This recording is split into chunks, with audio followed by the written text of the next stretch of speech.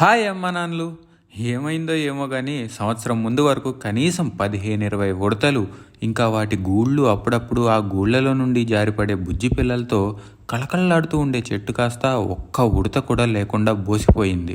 ఎలాగైనా మళ్ళీ ఉడతలు తిరిగి రావాలి అని చిక్కు రోజు క్రమం తప్పకుండా పల్లీలు, బియ్యం పోస్తూ ఉన్నాడు. వాటితో పాటు వాయువు కూడా. మొదటి వారం ఒక్క ఉడత కూడా రాలేదు. పోసిన గింజలు పోసినట్టే ఉన్నాయి. మెల్లగా వారం తర్వాత ఒక్క ఉడత అప్పుడప్పుడు వచ్చేది.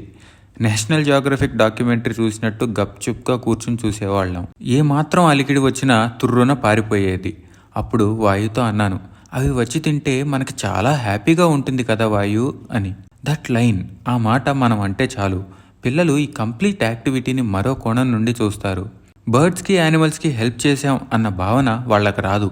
మనం పెట్టిన ఫుడ్ అవి తింటే మనకే సంతోషం అని అర్థం చేసుకుంటారు. హెల్ప్ చేసామన్న ఫీలింగ్ వస్తే మనం పైన ఉన్నాం అన్న అర్థం వస్తుంది.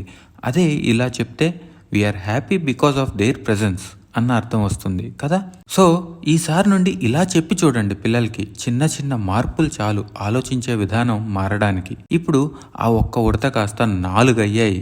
అప్పుడు నేను చిక్కు ఇలా అనుకున్నాం, మనం చేసే పని మొదట్లో రిజల్ట్స్ ఇచ్చినట్టు అనిపించదు, కానీ కన్సిస్టెంట్ ఎఫర్ట్స్ పెడితే తప్పకుండా ఫలితం వస్తుంది అని కదా. సో అమ్మ నాన్నలు, పల్లీల ప్లేస్లో కథల పుస్తకాలు, బియ్యం గింజల ప్లేస్లో కొన్ని ఆటలు, ఉడతల ప్లేస్లో మీ పిల్లలు. కన్సిస్టెంట్గా ఎఫర్ట్స్ పెట్టి చూడండి, మార్పు ఎందుకు రాదో చూద్దాం.